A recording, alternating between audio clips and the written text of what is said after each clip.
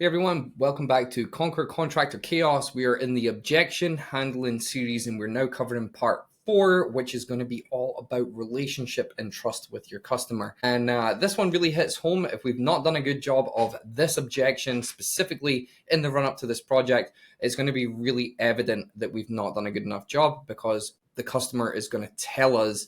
We just need to learn how to read between the lines and listen to what they say. So we'll do another quick one here and then we'll get into the last part, which is going to be all about setting up your 2 technical objections, which will be part 5, sorry. And then we'll even go into a little bit of detail on how to pull these objections up into your sales process early on so that you don't even have to handle half of these objections. As always, if you've enjoyed the series so far and you're here to get a little bit more value, jump into our school course, which is in the show notes of this video. And you can jump into our school course, see the whole picture, learn everything from finance to recruitment to marketing to sales, all of this stuff in our school course for one set price every single month. So jump in, take a look, see if you can get some more value, and then definitely let us know if you need some help. We'd love to have a call with you to learn a bit more about your situation, your business specifically, and help you one-on-one if we can.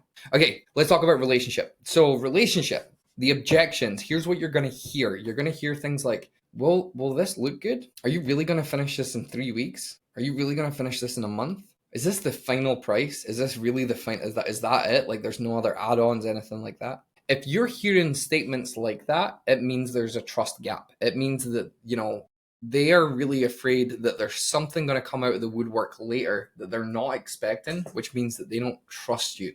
So we need to overcome those. So I'm going to teach you a couple of lines and a couple of moves that you can make as a contractor to overcome those and make sure that you are leaving that estimate or that consultation or that pitch feeling like you're going to get the job. Like I said, this is one of the last ones that we're going to look at before we get into more technical stuff for your service specifically. So first one. I always thank my customer here. I always say, well, hey, thanks for saying that. And I can see why that would be a concern. Again, I want to separate myself as a combatant, right? I'm not here to combat you.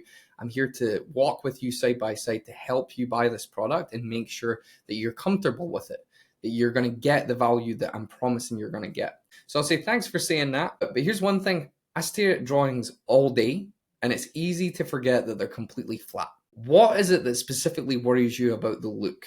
Describe the gap that you're feeling. That's more of a design one. However, that totally works, right? I'm telling this customer, hey, yeah, like I see this project all the time, but all I'm really looking at is a piece of paper with flat 2D drawings on it. Will it look good? I think it will. What would help give you the peace of mind? Would you like to see a 3D render of this? Or would you like to see an AI version of this potentially? That can be one of the ways that you overcome this. Same with, will you really finish on time? I've got my schedule right in front of me. Well, hey, actually, I've got this day, this day, this day, this day, this day. That's about, 100 production hours. And based on what I'm seeing on my calendar, I have about 120 hours to spare. We can get this done for you, no problem, right? So again, I'm creating that peace of mind. I'm really helping to show them, not just tell them that I'm going to get it done. I'm going to use numbers. I'm going to use facts. I'm going to use tools like designs to really make sure that when they're asking those questions, I am coming to it with a prepared answer. And I'm sure, is this the final price? Another one, that's a pricing objection. They're like, hey, listen, we can afford what you've said that you're going to give us, but we can't afford much more than that. Again, I'm going to use that as an excuse to say, yeah, well, totally.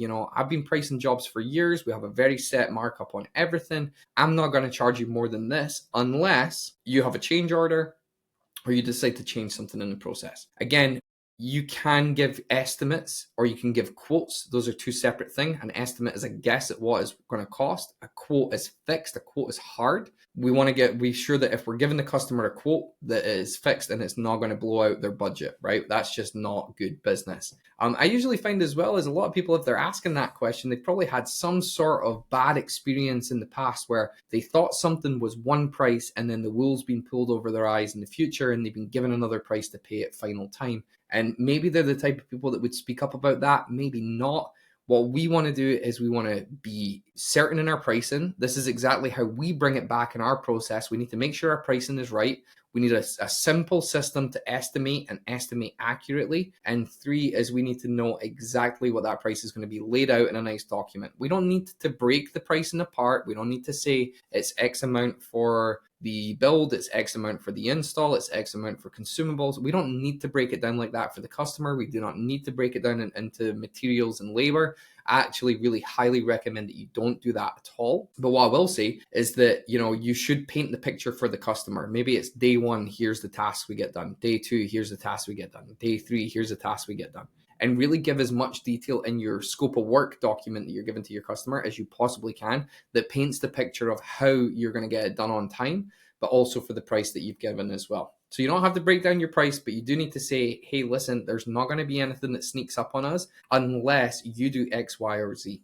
So thanks for saying that. I stare at these all day, right? So again, establishing credibility, establishing yourself as the expert, pulling up rendering samples, before and after pictures, facts, stats, statistics, percentages, whatever it is to help tide your customer over. And again, when it comes to the timeline portion, not to dive back into the timeline, not to dive too far back in the process, but we want to keep and capture key dates. So in that qualification call process, way back before we even got in the car and drove out here, we should have been asking about key dates. And we should say, hey, does that date still matter? What timeline, what feels tight about the timeline? Is it potentially that your install is booked for the 3rd and you have an event for the 6th? Right? Like, we want to be really, really careful of what part of the timeline isn't making sense for you, so that we can kind of paint the picture and show you exactly how we're going to get this done. And then again, contingencies too. Well, hey, here's our contingency in the event that we're running over. Here's what we're going to do. If you can give that customer the peace of mind and show them that you've thought about what you would do in an event where something is running off time, then that's going to give them more peace of mind. A really good example of this would be something like aligning on a plan and then giving them milestones. If we've not achieved X, Y, and Z by then, here's what I'm going to do. I'm going to pull my guys in on a Saturday. They're going to work on this. We're going to get ourselves back on the timeline. Again, paint the picture of what it is and show the customer that you're as concerned about this timeline as they are, and that you're going to get it done on time. When it comes to the pricing piece, you give yourself allowances, trigger in change orders. That's a big one. I see that so often with contractors, is they just get blindsided with change orders, which, don't get me wrong, change orders are great when you're a small business and you don't have another job to go to after this. But I do not want to be calling a happy client who's sitting anticipating us getting started on their project and saying, hey, we're stuck on this project for another 2 weeks. You're getting pushed off. Because now what we've got is we've got 2 upset clients, and we want to try and keep our timeline as straight and as narrow as possible on the right timeline that we're given, so that we can predict our cash flow, so that we can predict our customer experience and all that good stuff.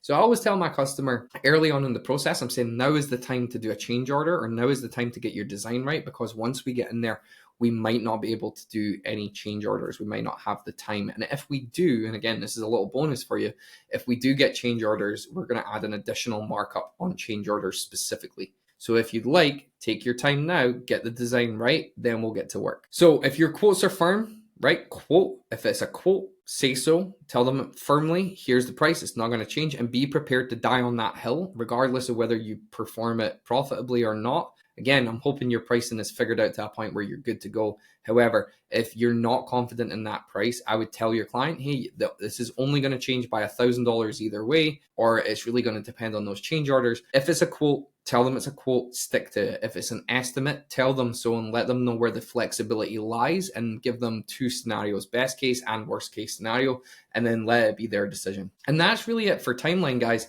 There's not too much else. That's just really it for relationship and trust. We want to build trust by establishing credibility. I'm hoping that a lot of this has been done in advance so that you don't have to rebuild trust when you're already at the estimate. Your marketing, your social media presence, your customer experience when you answered the phone, the speed at which you got back to them. These are all little trust building things and little trust building kind of milestones that you can strive for, that by the time you get to the estimate, or by the time you get to the measure up or the pitch, you've already got good trust established. Now it's just about learning the faces and the names and saying to the customer, hey, when do you want to book us in for? So pull it all back if you can. We're going to do that in part 5, but build a good relationship with your customer early on. And then as you get into the estimate process, make sure that you're addressing any trust objections or trust gaps or relationship gaps that are in there. And then if you've done all 4, if you've handled budget, need, timeline, and trust, the only thing it can really be is technical. And I'm going to go into those in part 5. Thank you for tuning in today. We'll chat soon. Again, hit the link in the show notes to get to the school course modules where all of this is mapped out. There's recordings, there's workbooks, there's scripts, everything that you need to run a tight construction business is in the school course in an interactive and easy to follow system. Jump in, click, do a month, see how you like it. If not, feel free to jump out, whatever. It's about you getting value and growing your business and investing in yourself as an entrepreneur. I will see you in part 5. And if you need me, let me know. You can find me on our website at www.conquercontractorchaos.com, or you can find me in the chat on the school course as well. I will see you guys in part 5.